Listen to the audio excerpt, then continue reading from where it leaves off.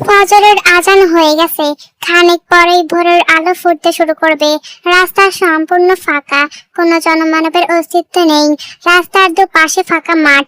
এই এরিয়ার ভেতরে আর কোনো বসতি চোখে পড়ছে না। ফিরফিরে বাতাসের চারদিক মেতে আছে, আর সে ফুরফুরে বাতাসের ভেতর দিয়ে মাঠের ভেতরের রাস্তা ধরে ঝড়ের গতিতে ছুটে চলেছে মিশমিশে কালো রঙা ল্যাম্বরগিনি গাড়িটি। ড্রাইভিং সিটে বসে দক্ষতার সাথে স্টিয়ারিং ঘোরাচ্ছে জাংকুক, আর তার পাশে বসে জানলা দিয়ে গাড়ির বাইরে মুখ বাড়িয়ে দিয়ে আছে তে। মেরুন রঙা চুলগুলো তার খোলা, লম্বা চুলগুলো বাতাসে উড়ি উড়ি করছে। অসম্ভব রকম ভালো লাগছে তার। দুজনের কেউই গায়ের সেফটি পোশাক এখনো খোলেনি, ওই ভাবেই গাড়িতে চড়ে বসেছে। স্পেশাল ফোর্সের গাড়ির সাইরেন শোনার পরেই হরখাদকগুলোকে ওইখানে বেঁধে রেখেই ওরা ফিরে আসে সেখান থেকে। আর এরপর স্পেশাল ফোর্সের দলটা জঙ্গলের ভিতর ঢুকে পড়লে ওরা উঠে আসে রাস্তায়।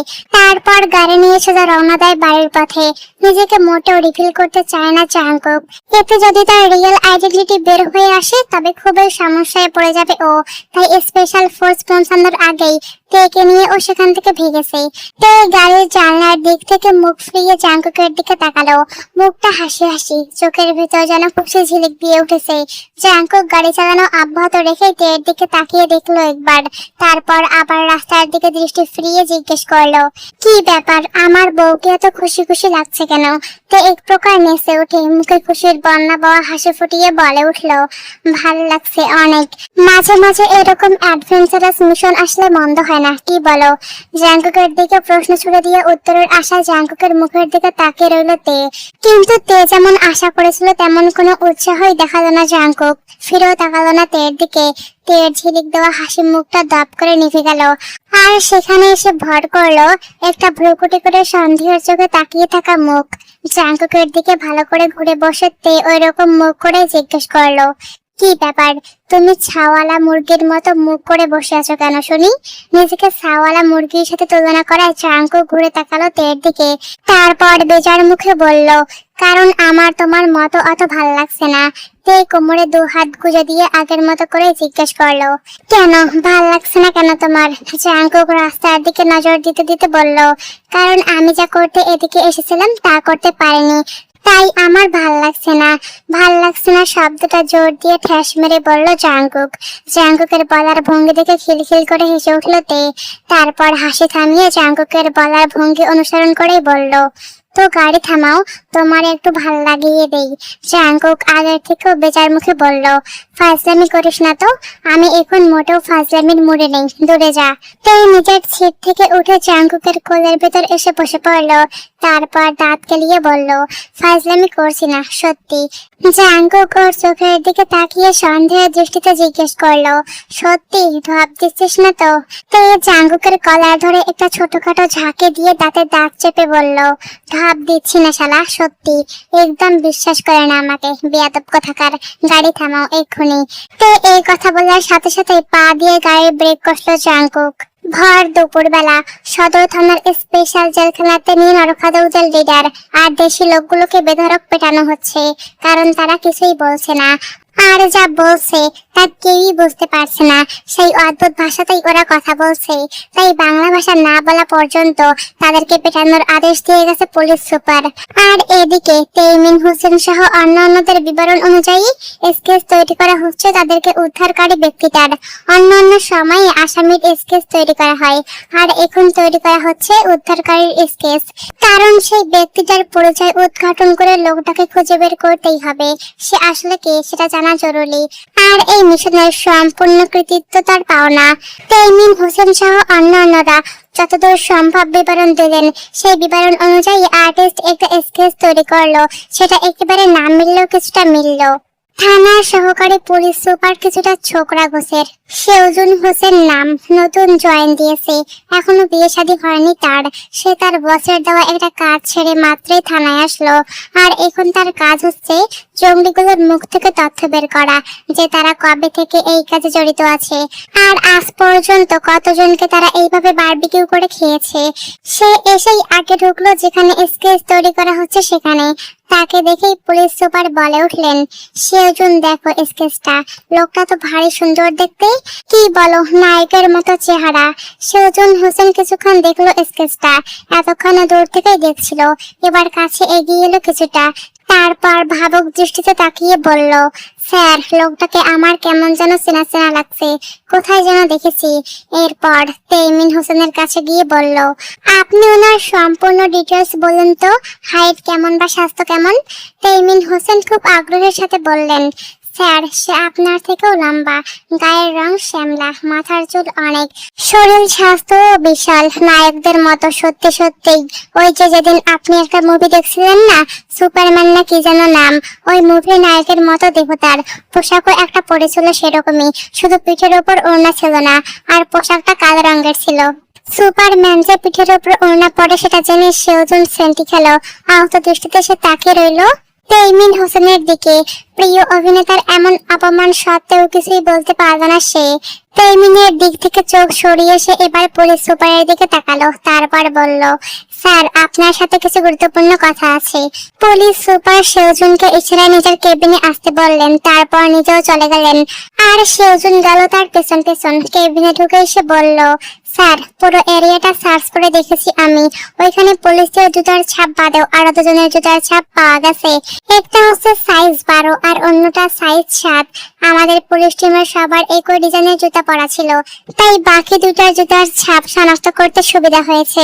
আর জঙ্গলিগুলোর কারো পায়ে জুতা ছিল না, ওরা সবাই বেয়ার ফুটের ছিল। সুতরাং ওইখানে কাল একজন নয় দুজন ব্যক্তি ছিল। আর সাইজ 7 জুতাটার মালিক সম্ভবত কোনো মেয়ে, এবং সাব দুইটার ছবি আমি তুলে এনেছিলাম এবং সেগুলো নিয়ে ঘাটাঘাটিও করেছি।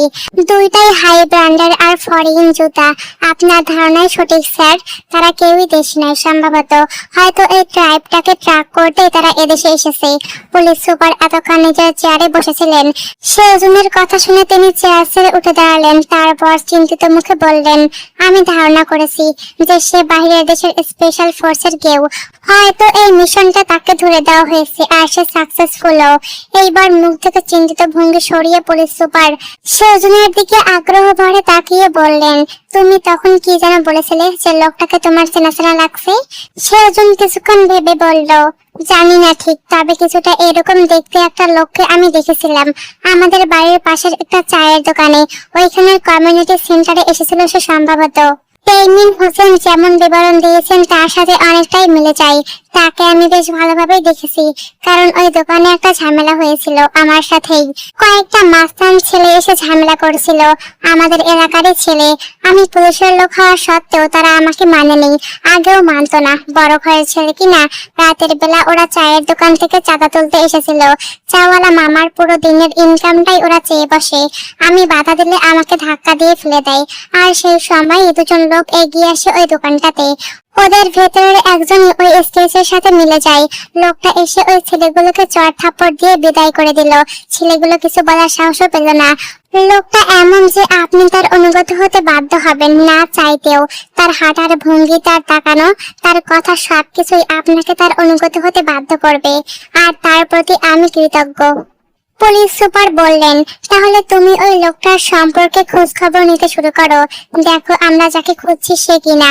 কমিউনিটি সেন্টার গুলোতে খোঁজ নাও, ওই দিন কোন কোন বিয়ে হচ্ছিল, কারা কারা গেস্ট ছিল, তাদের সাথে যোগাযোগ করো, করে লোকটার সম্পর্কে সব তথ্য বের করো। আর ওই জঙ্গলিগুলোর মুখ থেকে কিছু বের করতে পারলে আমাকে জানাইও। সেওজন হোসেন ওকে স্যার বলেই পুলিশ সুপারকে স্যালুট দিয়ে সেখান থেকে প্রস্থান করলো। দুপুরে খাওয়ার পর সবাই যে যার রুমে চলে এসেছে। জাঙ্কু কাটতে বাচ্চাদেরকে নিয়ে ছেলেকোঠার রুমে চলে এসেছে।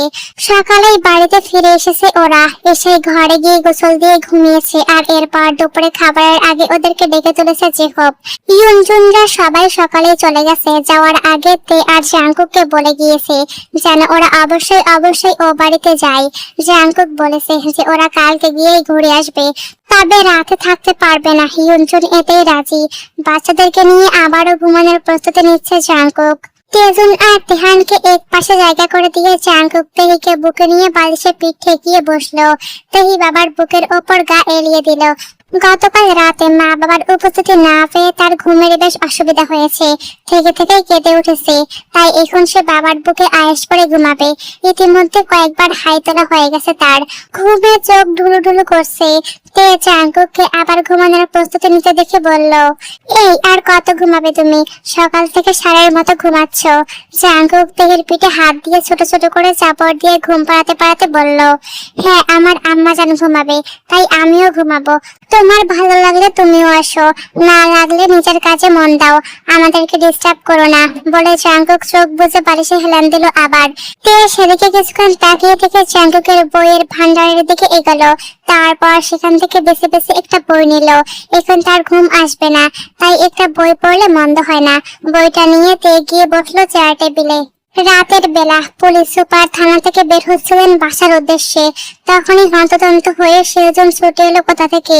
সেজনকে এইভাবে ছুটে আসতে দেখে পুলিশ সুপার দাঁড়িয়ে গেলেন। সেজন ওনার কাছে পৌঁছে এসে বলল, স্যার আপনাকে কল দিচ্ছি কখন থেকে, কিন্তু আপনার ফোন বন্ধ পাচ্ছি।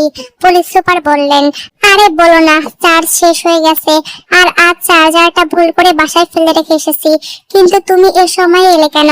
খুব গুরুত্বপূর্ণ কিছু নাকি? সেজন হোসেন খানিকক্ষণ দম নিয়ে স্থির হয়ে বললেন, স্যার আমি সেই লোকটার পরিচয় খুঁজে বের করেছি। তার নাম জেকে, পেশায় বিজনেসম্যান, একটা ফার্মাসিউটিক্যালস কোম্পানির মালিক, আর তার এই কোম্পানি ওকলাহোমাতে। আর স্কেচটার সাথে তার চেহারার মিল অনেকখানি। তবুও ফাইনালি নিশ্চিত হওয়ার আগে তামিম হোসেনকে একবার তাকে দেখাতে হবে। পুলিশ সুপার সেজনের কথা সম্মতি জানিয়ে বললেন, হ্যাঁ তুমি কালই একবার তামিমকে নিয়ে গোপনে তাকে দেখে এসো। কিন্তু তিনি আছেন কোথায়? আরএম নামের একজন অবসরপ্রাপ্ত প্রাইভেট কোম্পানির ম্যানেজারের বাড়িতে। সেখানেই আজ কিছুদিন যাবত তিনি আছেন। আরএম এর ছোট ছেলে জিহব এসসিটি কোম্পানির সিও, তার সাথে লোকটা কোনো ভাবে সম্পৃক্ত বলে জানতে পেরেছি। নামগুলো শুনে পুলিশ সুপার যেন একটু চমকালেন। তারপর কিছুক্ষণ চুপ থেকে বললেন, নামগুলো কেমন জানি শোনা শোনা লাগছে, মনে হচ্ছে এই নামগুলোর সাথে আমি অনেক আগে থেকেই পরিচিত। তারপর আবার কিছুক্ষণ চুপ থেকে বললেন, শোনো, আগের থেকেই তামিমকে কিছু বলার প্রয়োজন নেই। আমি নিজেই একটু খোঁজ খবর করি, তারপর কাল সকালে তোমাকে আমি জানাবো। এই নামগুলো আমার খুব পরিচিত পরিচিত লাগছে, আমি একটু ঘাটাঘাটি করে দেখি। এখন তুমি বাসায় চলে যাও। সেজন ওকে স্যার বলে বিদায় নিয়ে চলে গেল নিজের বাসার উদ্দেশ্যে। আর পুলিশ সুপার নিজের জন্য নির্ধারিত গাড়িতে উঠলেন। চোখে মুখে ওনার চিন্তার ছাপ। সকাল সকাল খেয়ে দিয়ে নানু বাসায় যাওয়ার জন্য রেডি হয়ে বসে আছে তেজন আর তেহান। জাঙ্কুক রেডি হয়ে রুমের ভেতরের সোফায় বসে আছে তের জন্য। সে নিচে গেছে সানিয়া আর জেহুবের গোছানো হয়েছে কিনা দেখতে। ওদেরকেও সাথে নিয়ে ঘুরে আসবে ও বাড়ি থেকে। তের এখনো গোছানো কমপ্লিট হয়নি, সে ওদের খোঁজ খবর নিয়ে এসে গোছাবে। কিছুক্ষণ বাদে তে এলো রুমে। অফ হোয়াইটের ওপর বেবি পিঙ্ক আর আর্কিড রঙা সুতার কাজ করা মসলিনের একটা সালোয়ার কামিজ পরনে ওর, ওড়নাটা বুকের ওপর ছায়ানো। সাজগোজ কিছুই কমপ্লিট হয়নি ওর এখনো। ভেজা চুলগুলো পিঠের ওপর এলোমেলো হয়ে ছড়িয়ে আছে। কিন্তু বউকে এমন এলোমেলো বেশে দেখেই ঘায়েল হয়ে গেল জাঙ্কুক। অপলকে তাকিয়ে রইল ও তের দিকে। তে রুমে ঢুকে ড্রেসিং টেবিলের দিকে এগোতে এগোতে বলল, জাঙ্কুক তুমি বাচ্চাদের নিয়ে গাড়িতে গিয়ে বসো, আমার এই 5-7 মিনিট লাগবে। যে ওপরাও রেডি প্রায়, যাও এখনই গাড়ি বের করো গিয়ে। জাঙ্কুক পেছন থেকে গলা খাকারে দিয়ে বলল, বাচ্চাদেরকে জিহবদের সাথে দিয়ে দেই, তুমি আর আমি আলাদা যাই। চাপা সরে বলল যেন তেজন আর তেহানের কানে এই কথা না যায়। তে চলে চিরুনি করছিল। জাঙ্কুকের কথা শুনে চিরুনি করা থামিয়ে ও জাঙ্কুকের দিকে মাথা ঘুরে তাকালো। তারপর ভ্রুকুটি করে বলল, যত বয়স হচ্ছে তত তোমার বোধ বুদ্ধি লোপ পাচ্ছে। নতুন বিয়ে হয়েছে কাদের, আমাদের না ওদের? ওরা এখন একটু কোয়ালিটি টাইম স্পেন্ড করবে, আলাদা ঘুরবে, আলাদা খাবে। সেখানে তুমি বাচ্চাদেরকে কিভাবে পাঠাতে চাও বলো তো? জাঙ্কুক বেজার মুখে অন্যদিকে তাকিয়ে চাপা সুরে ধুরু বলে উঠল। তারপর বসা থেকে উঠে বিছানার উপর থেকে তেহিকে কোলে নিয়ে তেজন আর তেহানকে নিয়ে রুম থেকে বেরিয়ে গেল। দোতলা পর্যন্ত যেতে যেতে জিহব বের হলো রুম থেকে। জিহবকে একা দেখে জাঙ্কুক সিঁড়ি দিয়ে নামতে নামতে জিজ্ঞেস করলো, তুই একা কেন, সানিয়া কই? জিহব কোমরে হাত দিয়ে বলল, এখনো রেডি হচ্ছে। এই মেয়ে মানুষদের মোটেও রেডি হওয়া শেষ হয় না। জাঙ্কুক সবাই কপাল বলে দোতলার সিঁড়ি দিয়ে নিচে নামলো। জিহব নামলো ওর পেছন পেছন। এরপর জিনের সাথে কথা বলে বিদায় নিয়ে ওরা মেন ডোর দিয়ে বাইরে চলে গেল। জিহব গিয়ে গ্যারেজ থেকে মার্সিডিজটা বের করলো। তারপর জাঙ্কুক গিয়ে বের করলো ওর ল্যাম্বরগিনিটা। আর এরপর তে আর সানিয়ার অপেক্ষায় দাঁড়িয়ে রইলো ওরা। খানিক বাদে তে আর সানিয়া দুজন একসাথে বের হলো গল্প করতে করতে। সানিয়া নতুন বউ বলে জিন তাকে শাড়ি পরতে বলেছে। খয়েরি রঙা একটা কাতান শাড়ি পরেছে সে। ফর্সা গায়ে সে শাড়ির রং ফুটে পড়েছে অত্যন্ত সুন্দর ভাবে। দুজনেই গাড়ির কাছাকাছি আসার পর সানিয়া তেকে বলল, আপু, তেজুনা আর তিহান আমাদের সাথে যাক, আপনি আর বড় ভাইয়া তেহিকে নিয়ে যান। প্রথমে তে আপত্তি করলেও পরবর্তীতে জিহব আর সানিয়ার বারংবার অনুরোধে অবশেষে রাজি হলো। তেজুনা আর তেহানকে নিয়ে জিহব আর সানিয়া দুজন আগেই বেরিয়ে গেল। আর এরপর তে আর জাঙ্কুক গাড়িতে উঠলো। গাড়িতে উঠে জাঙ্কুক তেকে বলল, দেখেছো, আমার ভাইয়ের বউটা শুধু আমার মনের কথাটা বুঝতে পেরেছে। আর তোমরা? তে মুখ বেঁকিয়ে বলল, হয়েছে, এখন তুমি গাড়ি চালাও, বেশি বইকো না। সহকারী পুলিশ সুপার সেউজুন হোসেন থানায় আসার উদ্দেশ্যে বের হচ্ছিল। সেই মুহূর্তে তার কাছে পুলিশ সুপারের ফোন এলো। সেউজুন বাসা থেকে বেরোতে বেরোতে কলটা রিসিভ করে সালাম বিনিময় করে বলল, জি স্যার বলুন। পুলিশ সুপার বললেন, সেউজুন, আজ থেকে 12-13 বছর আগে তুমি কোথায় ছিলে বা কি করতে? সেউজুন উত্তর দিল, তখন আমি সম্ভবত অনার্সে ছিলাম, সেকেন্ড বা থার্ড ইয়ারে। কিন্তু কেন স্যার? পুলিশ সুপার বললেন, তখন একটা ঘটনা শুনেছিলে? কলেজের একজন তরুণ প্রফেসরকে নিয়ে সারা দেশে খুব হইচই পড়ে গেছিল, যে কিনা একজন হিটম্যান ছিল, মানুষ মারা ছিল তার প্রফেশন। সেজন কিছুক্ষণ ভেবে উত্তর দিল, হ্যাঁ স্যার, এরকম কিছু শুনেছিলাম, কিন্তু ক্লিয়ারলি তেমন কিছুই মনে নেই। কিন্তু এই ঘটনা নিয়ে আবার কি হচ্ছে? পুলিশ সুপার বললেন, থানায় আসো বলছি, দ্রুত আসো। ঘন্টা 2 পর সেউজন উপস্থিত হলো থানায়। তারপর সোজা চলে গেল পুলিশ সুপারের রুমে। পুলিশ সুপার পুরনো ফাইলগুলো ঘাঁটছিলেন। সেজুনকে ভেতরে আসতে দেখে তিনি ফাইলগুলো বন্ধ করে একপাশে সরিয়ে রাখতে রাখতে বললেন, এসো সেউজন, বসো এখানে। সেউজন এসে পুলিশ সুপারের সামনে চেয়ার টেনে বসলো। তারপর অপেক্ষা রইল পুলিশ সুপারের কাজ শেষ হওয়ার। পুলিশ সুপার ফাইলগুলো ভালোভাবে গুছিয়ে রেখে টেবিলের উপর কোনোই ঠেকিয়ে 2 হাত এক জায়গায় নিয়ে এসে বললেন, কাল রাতে আমি তোমাকে বলেছিলাম যে RM, জিহব, এই নামগুলো আমার খুব চেনা চেনা লাগছে। এরা আসলে কারা সেটা জানো? সেজন বলল, জি না স্যার, কখনো শুনেছি বলে মনে পড়ছে না। পুলিশ সুপার ভাবুক ভঙ্গিতে মাথা নেড়ে বললেন, মনে থাকার কথাও না, সেটা অনেক বছর আগের ঘটনা। সকালে তোমাকে একজন প্রফেসরের কথা বলেছিলাম, মনে আছে নিশ্চয়ই? সেজন মাথা নাড়িয়ে সম্মতি জানালো।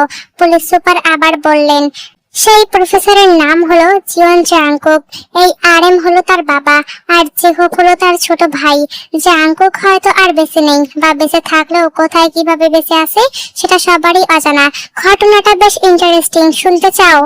সেজন মাথা নাড়িয়ে সম্মতি জানিয়ে বলল, জি স্যার, শুনতে চাই, বলে নিজের চেয়ারটাতে নড়েচড়ে বসলো। জাংকুকরা যখন পৌঁছালো তখন ঘড়ির কাঁটা বেলা 11টার দিকে ঝুঁকে গেছে। জিহবরা আগে চলে এসেছে, আর জাংকুকরা একটু দেরি করে এসেছে।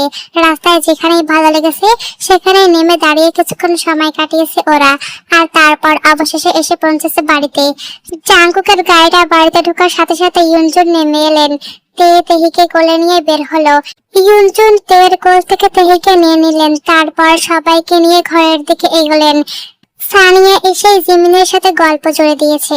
এখনো তাদের গল্প শেষ হয়নি। জিহব আর সুগা দুজনে অপেক্ষায় ছিল জাংকুকদের পৌঁছানোর। 3 জনে মিলে মাঠের দিকে ঘুরতে যাবে বলে প্ল্যান করে বসে আছে ওরা। জাংকুক এলে হালকা একটু নাস্তা করেই বেরিয়ে গেল জিহব আর সুগার সাথে। আর তে গেল জিমিন আর সানিয়া যে রুমে আছে সে রুমে। তে সে ঘরে প্রবেশ করার সাথে সাথেই জিমিন চুপসে গেল। হাসি হাসি মুখটা আধার কালো হয়ে গেল তার। কাচুমাচু হয়ে সে একদিকে সরে বসলো। তে এসে হাসি মুখে জিমিনকে জিজ্ঞেস করলো, কেমন আছো ভাবি? তোমার মাথার আঘাতের কি অবস্থা এখন? জিমিন মুখে জোরপূর্বক হাসি ফুটিয়ে উত্তর দিল, জি আপু, ভালো আছি। মাথার আঘাতটাও ঠিকঠাক হওয়ার পথে। কাল ডাক্তার এসে সেলাই কেটে দিয়ে যাবে বলেছে। জিমিনের এই হঠাৎ পরিবর্তন চোখে পড়লো সানিয়ার। তেকে দেখে সে জিমিনের এই নিয়ে যাওয়ার কারণ খুঁজে পেল না। আর তের মতো এমন হাসি খুশি আর আপন করে নেওয়া মানুষ দেখেও যে কেউ মিয়ে যেতে পারে সেটাই সে বুঝে উঠতে পারলো না। ও বাড়িতে যেদিন থেকে জিহবের বউ হয়ে এসেছে সেদিন থেকেই এই হাসি খুশি মেয়েটা তাকে যখনই সময় পাচ্ছে সঙ্গ দিয়ে যাচ্ছে। জিহুব যেবার তাকে বলেছিল যে তার বড় ভাইয়ের বউ তার খুব কাছের আত্মীয়দের ভেতরেই একজন, আর সম্পর্কে সানিয়ার ননদ হয়, আবার শাশুড়ি মাও তাকে প্রচন্ড পছন্দ করে। সেদিন সানিয়ার মনে হয়েছিল যে কখনো যদি সে ফিরে আসে তাহলে তার পক্ষে হয়তো শ্বশুর বাড়িতে সার্ভাইভ করা খুব কঠিন হয়ে যাবে। কিন্তু ভগ্নী তুল্য এই হাসি খুশি মেয়েটাকে দেখে তার পরবর্তীতে আর একবারও এমন মনে হয়নি। যদিও এত অল্প দিনের পরিচয়ে মানুষ চেনা যায় না, তবুও যতটুকু সে তেকে দেখেছে বা চিনেছে তাতে তেকে তার একদমই টিপিক্যাল ননদ বা জায়ের মতো মনে হয়নি। এসে থেকে সে তার থেকে 3 বছরের বড় এই ননদ কাম জায়ের থেকে সর্বদা স্নেহপূর্ণ আচরণ পেয়েছে। কিন্তু সেই তাকে দেখে মুখের হাসি হারিয়ে ফেলা জিমিনের প্রতি কিছুটা মনক্ষুণ্ণ হলো সানিয়া। তে বিছানার ওপর পা তুলে বসলো, তারপর সানিয়াকে উদ্দেশ্য করে বলল, কতদিন পর নিজের বাপের বাড়িতে এলাম বলতো? দীর্ঘ 13টা বছর পর। তোমার বড় ভাইয়ের সাথে বিয়ের পর মনে হয় একবার কি দুবার এসেছি এখানে, তারপর আর আসা হয়নি। কেমন যেন নতুন নতুন লাগছে সবকিছু। সিমিনের অস্বস্তি হচ্ছে প্রচন্ড, মনে হচ্ছে তার দম আটকে আসবে এখনই। তের দিকে সে তাকাতে পারছে না, অপরাধবোধ তাকে কুড়ে কুড়ে খেয়ে ফেলেছে যেন এই মুহূর্তে। কথাও বের হতে চাইছে না মুখ দিয়ে ওর। অনেক চেষ্টা করে কোনো রকমে জিমিন বলে উঠলো, তোমরা গল্প করো, আমি দেখে আসি আমার কিছু লাগবে কিনা। বলে কারো কোনো কথার অপেক্ষা না করেই নেমে গেল জিমিন। সানিয়া তাকিয়ে রইল সেদিকে, তারপর টের দিকে ফিরে বলল, কি হয়েছে বলো তো আপু? ভাবি তো ভালোই কথা বলছিল এতক্ষণ, হঠাৎ ওনার মন খারাপ হয়ে গেল কেন? তে সেদিকে তাকিয়ে মুখে হাসি ফুটিয়ে সানিয়াকে বলল, অন্যের মনের কথা আমি কিভাবে বলবো বলো? আচ্ছা এসব কথা বাদ দাও, তুমি আর জিহুব হানিমুনে যাচ্ছ কবে ঠিক করেছো? সানিয়া লজ্জা পেল কিঞ্চিত, ফর্সা গাল দুটোতে রক্তিম আভা দেখা গেল। তা দেখে মুচকি হাসলো তে। সানিয়া চোখ নামিয়ে বলল, এখনো ডেট ফিক্সড হয়নি। আপনার ছোট ভাই বলছিল যে আপনারা ফিরে গেলে তবেই যাবে, আপনাদেরকে বাড়িতে রেখে সে কোথাও যেতে চাচ্ছে না। তে বলল, কি বলো? আচ্ছা জিহুবরা ফিরুক, আমি ওর সাথে কথা বলে দেখছি। নতুন নতুন বিয়ে করেছো, কোথাও ঘুরে টুরে বেড়াবে সারাক্ষণ তা না। সানিয়া লাজুক হেসে তের দিকে তাকিয়ে জিজ্ঞেস করলো, আপনাদের বিয়ের পর ভাইয়া কোথায় ঘুরতে নিয়ে গেছিল আপনাকে? তে ঠোঁট উল্টে বলল, রাস্তায়। সানিয়া হেসে উঠলো খিলখিল করে, তারপর জিজ্ঞেস করলো, কি বলেন রাস্তায় কেন? প্রতি উত্তরে তে বলল, তার যখন ভাল লাগতো তখন আমাকে বলতো চল ঘুরে আসি, তারপর আমাকে সহ গাড়ি নিয়ে বেরিয়ে পড়তো। আমরা রাস্তায় রাস্তায় ঘুরতাম ঘন্টার পর ঘন্টা, তারপর ফিরে আসতাম বাড়িতে। সানিয়া কিছুটা অবাক হয়ে জিজ্ঞেস করলো, ভাইয়া আপনাকে তুই করে বলতো নাকি আপু? তে ঠিক করে একটু হেসে বলল, শুধু কি তুই করে বলেই ক্ষান্ত ছিল? চটকানাও খেতাম সারাদিন, আর শুধু মেজাজ দেখাতো। আনরোমান্টিকের বস্তা ছিল একটা। ওনার রোমান্টিকতা দেখা যেত শুধু রাতের বেলা, যদিও এখন তার আপগ্রেড হয়েছে। এখন তার রাতের বেলার রোমান্টিকতা প্রসারিত হয়ে দিনের বেলার অর্ধেকটা জুড়ে নিয়েছে। তের কথা শুনে সানিয়া লজ্জা পেয়ে খিলখিল করে হেসে উঠল। থানার বাইরে একটা চায়ের দোকানে বসে আছে সেওজন, মুখে তার চিন্তার ছাপ। পুলিশ সুপারের থেকে আরএমের পরিবারের কাহিনীটা শুনেছে ও। খুবই নিদারুণ, একই সাথে ভয়ঙ্কর ঘটনা। জাঙ্কুক নামক লোকটার জন্য মনে মনে খুব আফসোস হচ্ছে ওর। এমন মেধাবী আর দক্ষ একজন কত সহজেই হারিয়ে গেল সবার ভেতর থেকে। এমন সময়ে একজন কনস্টেবল এসে সেওজনের ফোনটা তার হাতে দিয়ে বলল, স্যার আপনার ফোনটা অনেকক্ষণ ধরে বাজছে, তাই আমি নিয়ে এসেছি। সেওজন তার হাত থেকে ফোনটা নিল। তার একদম দামি ক্যামেরাওয়ালা বন্দুকে একটা কাজ দিছিল, সেই কল করেছে। কল ব্যাক দিল সেওজন। ও পাশের লোকটা কল রিসিভ করতেই সেওজন বলে উঠলো, হ্যাঁ সাগর বল, কাজ হয়েছে? ও পাশ থেকে সাগর লোকটা বলল, হ্যাঁ দোস্ত, ওরা সকালে কোথায় যেন গিয়েছে সবাই মিলে। ওরা বের হলেই আমি শুট করেছি, দূর থেকেই করেছি, কেউ দেখতে পাইনি, সন্দেহ করেনি, সবার ফটোই নিয়েছি। তোকে হোয়াটসঅ্যাপে ডকুমেন্ট করে পাঠিয়ে দিয়েছি, দেখে নে একবার।